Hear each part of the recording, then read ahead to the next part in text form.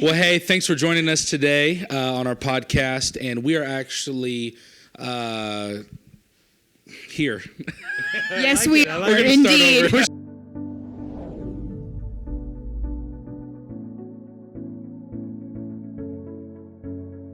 Guys, we're here. We are taking a moment to look at our last sermon from this last Sunday on Deep Conversations. Pastor Gabor spoke, and it was deep and really great.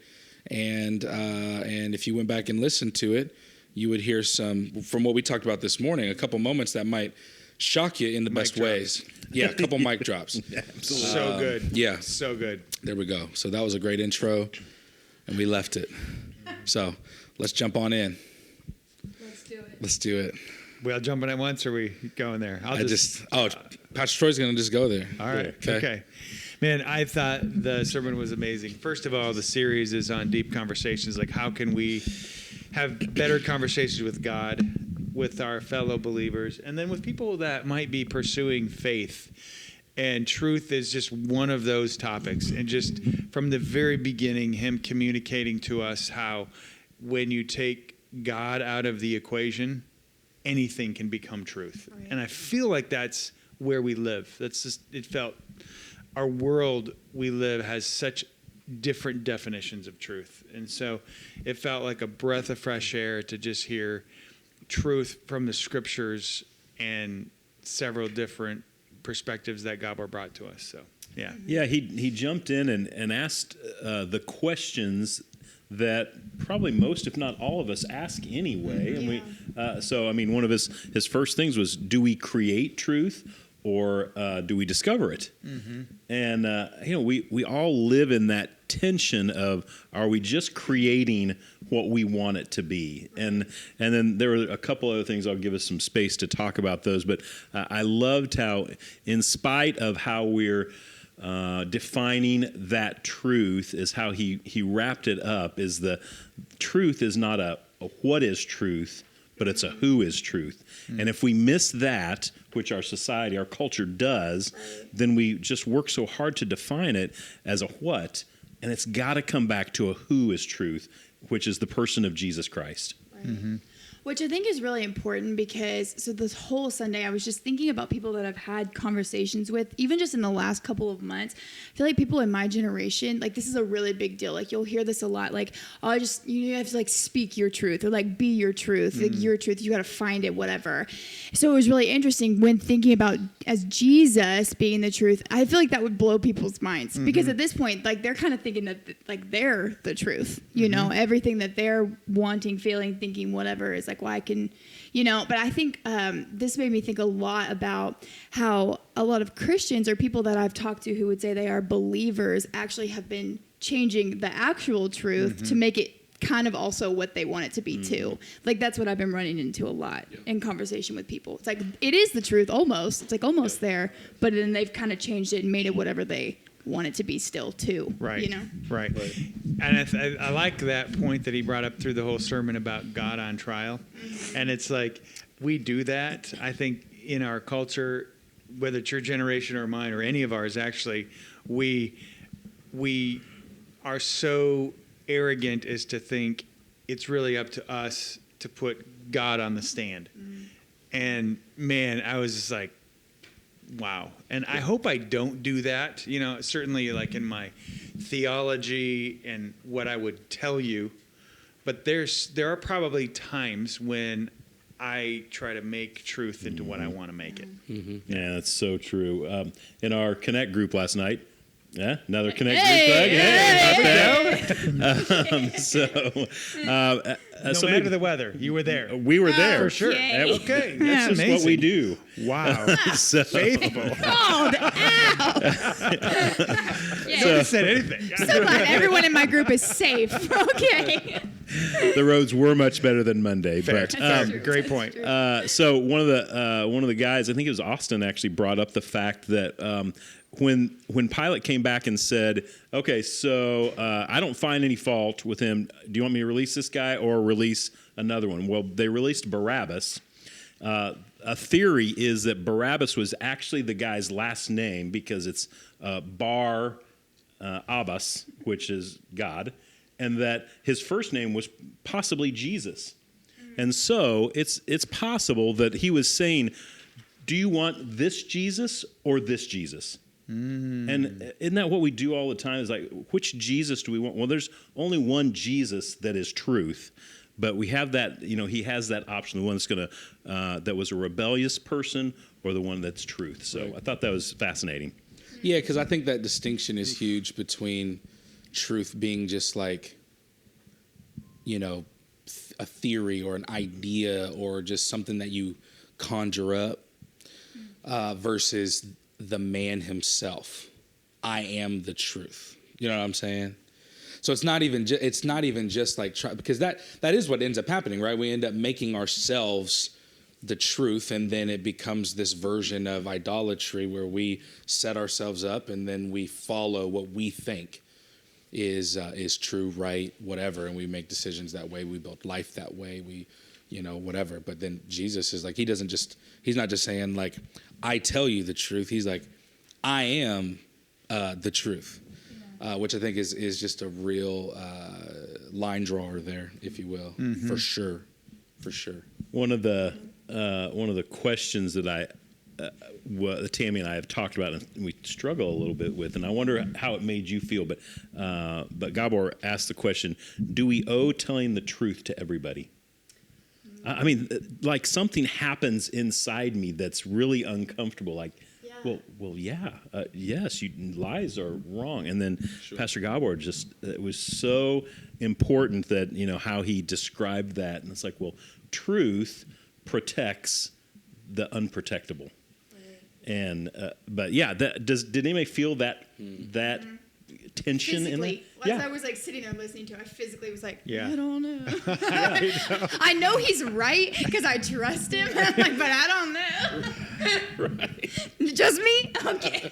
Yeah, I heard all three sermons, and even the third one. I was still there. I knew what was going to happen. Who was going to say? But I was like, okay, it feels different. But right. I mean, it really comes back to the motive behind it, right? Yeah. And truth is a person. And so what does that mean? And I think the examples that he gave, the biblical examples of Rahab and Joseph. What was the first one? I was trying to get that the other day. You guys remember that? Shoot. It's okay if you don't. I'll feel better because I couldn't remember the first one. I don't think so. But then he shared his examples of his personal life. In Egypt, hiding the babies, the midwives. Jeff, notes. You are amazing. Oh, you have notes. Okay. My notes. No, that was it. I've been trying to think of that. So, yeah, but that is the point, is that there's a motive behind it. And so when there's a genocide and you hide somebody from that, you don't owe it to those going to kill thousands of people to give them another person because they're not truth. Yeah. Yeah, and that motive is so. I mean, really, that's what happened in Jesus' Sermon on the Mount. Is he challenged our motive? He's like, well, you can say, it's murder, but if you hate your brother, it's murder. It's your heart, it's your motive, and that's a tough thing. I think that we all need to continue to wrestle with. Is are we? I read a book once that talked about, are you being called or are you being driven? And so there's a difference between, and so when we're called, we're walking out of what God has done and put before us. When we're driven, we're pursuing our own idea of truth. So. Interesting. Go ahead. Oh, okay. No, I like that. I was just going to say, I think at the end, I wrote down this question that I guess he said this. I hope he said this. There's no way I came up with this. This was him. But can you bear the responsibility of being free? Like, I like how he changed truth, when we're talking about truth and absolute truth, into this idea of like freedom. And then the verse in John talking about, if you know the truth will set you free. But then if you don't know the truth, you're actually a slave, which I feel like in our culture, people think, oh, like I don't need Jesus, whatever, blah, blah, blah. I am free. I'm doing whatever I want. But when you're actually free doing whatever you want without Jesus, you're actually a slave. That really kind of brought it all home to me as well. When I'm just thinking about people I'm talking with, like doing whatever they want and living however they want, but really they're the people who are enslaved and like they're not free because they don't know truth. They don't know the person of truth. That's a huge juxtaposition, isn't it? I just wanted to use that word. Oh, okay. No, Is that in your notes? No, it's not. Okay, just up there. I feel He you. learned it in his Connect group. See, it helps with your vocabulary too. You ought to try it, Becca. Okay, we'll be back Monday, 7 p.m. Forget. Whatever the roads look like, don't even matter. I like it. Any last thoughts on this? I wanted to turn a corner and talk through the whole sermon series for just a moment. Yeah. But anyway, we good to make that corner? Okay. great. So we just finished it. It was 7 weeks, and it was really big topics: faith, truth, all along the way. And the point of it was, how can we have these conversations? And I just want to challenge us as a church, us as a group. So how do we take this sermon outside of the church auditorium and have that conversation and allow it to influence where we go and who we talk to? Do you guys have any thoughts on that, or any experiences over the past 7 weeks that you found this to be helpful in pushing us towards deeper conversations with people? Like of all the subjects? Any of them? Oh, okay. Yeah. Gotcha. Were you going to say something? You just asked that question and you had nothing. I was just Oh, you mean all of clarifying. them? Yeah, I still got nothing. I was Right. clarifying for the room, and I thought Right. you were going to say It's something. good. Yeah, Yeah. I mean, I feel like there's a lot that I could say, but I'm specifically thinking about a conversation that I had with a guy here the other day, and it was interesting because like he just kind of got volunteered into helping me do stuff, and then one thing led to another, and we're finding ourselves, we're exactly 30 years apart. And we're having this like massively, I mean, when you talk about deep conversation, I mean, we've never met each other officially before, and we're in. But that wasn't just a testimony. What was actually really cool is like what would keep him from wanting to go and have deeper conversations is that he felt like he couldn't commit to being able to see it through, like the responsibility of being able to go there, or even asking, how are you? Or if someone asked him how he was, that he felt like it was actually the noble thing to do to actually not tell the truth about, if that makes sense. And so it was interesting because I was just generally sharing, like, here are reasons why you actually don't have to be afraid of that. And even like giving people freedom and liberty to know that, you not being well is just as valid as you giving a testimony of why you are good, and how we can go there. And even if you can't have the full deep conversation there, you can follow up with that, but you don't have to reserve yourself from it. And he was just like, whoa, okay. I actually thought that I wasn't trying to be fake, or I wasn't trying to function with reservation among community. I just felt like I couldn't fully go there because how do I, Becca, you got to chill out. How do I fully go there? We got this inside joke and it's happening in this moment. But anyways, if that makes sense. Can't even hold it. I know. So that was really cool because it was a real time like shift in his brain. It's just like, I don't have to be afraid. I actually want to have them. Here's why I hold myself back every opportunity I get. Wow. Unless I feel like I can. Yeah. And I'm like, no, you actually can more than what you think. Yeah. You can feel liberated to go there and still carry through the integrity of having good conversation with somebody. So anyways. I love that because it shows mutual respect. Yes. And what gives us mutual respect is the fact that we are made in the image of God, Right. which was one of the topics.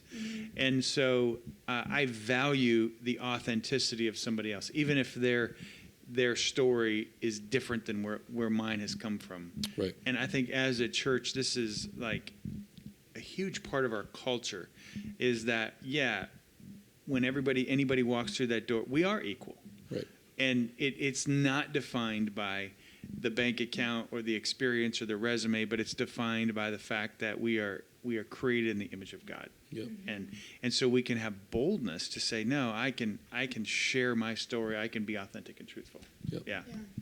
I love how it was called deep conversations. It wasn't called deep platitudes or deep agendas or deep one-sided. No, let's get in this conversation so that we can. And we've all seen that in our country right now. It's so it's so heading that direction that it's if you don't agree with me, then you're wrong and you're the enemy. And why don't we just sit down and have a conversation and hear one another so that the authenticity can come out and be okay. And we keep growing in truth, but yet we can have a care and a mutual respect for one another to have a conversation. Right. Mm. Well, and the thing about, I think that we face a lot in America, maybe in other countries as well, but in America for sure, is the people that we're talking to, we're dealing with a lot of people that have either like they know about church, or they've known about Jesus, or they grew up, or they were burned by the church, or whatever. So having a conversation where you're able to kind of go to these places with people, I always find that there's always like something they were taught theologically that's wrong, that they've been carrying their whole life, or like a hurt or a wound that they've never ever just talked with anybody about, or somebody from the church has never been like, I'm so sorry, that actually really does suck. Like, you know? And so like having this is how people come to know Jesus, by people going into conversations, because the things that we talked about are the things that people think about, because we were created to know God. Like we were created to know him, so we're thinking about these things because he's the answer to all of those things, you know? You bring up a great point, and that is too often we go and have like, I'm going to tell you how life is. And a conversation means we have to hear what somebody's thinking, what wounds they might have, what their past history is like. And it feels like we don't listen enough. And maybe that's something, too, we can take from this, is to say, let's just not go pound stuff into people's ears, but just have that conversation, meaning I'm going to listen to where you're at. Yeah. Have you guys ever had a conversation, supposedly, that you're sitting there with somebody and they do all the talking? That's not a conversation, and that's what we fail. To your point, Troy and Becca, and that's what we don't do, is we don't have the conversation. So, yeah, wow, it's a good time. It's good. We should do this again. Love it. Same time next week. And so this next week we're starting a new sermon series, 1KC, and just cool that I think there's like 15 countries doing it now, 150 really? Churches in Kansas City. Wow. And we're going through the Gospel of Mark, and it's really about giving hope. And so this first week, this Sunday, we're going to be talking about just the desperate situation that people are in at times. And in Luke, we're going to hear about a blind man, which is very desperate. But how often do we feel desperate in our situations? And then Jesus comes in, and it's like, I'm so excited to talk about how Jesus does make a difference. So hopefully we hear Jesus a lot this Sunday, planning to do that. And as we go through a reading plan, all of this can be found on our website. And if you have any questions about getting involved in a discussion connect group, or the reading plan or the sermon series, you can just send a quick email to info@newlifekc.org. If you have a need for prayer or something else, just send it there, and we would love to connect and maybe even have a deep conversation. With you. There we go. I like that. Word.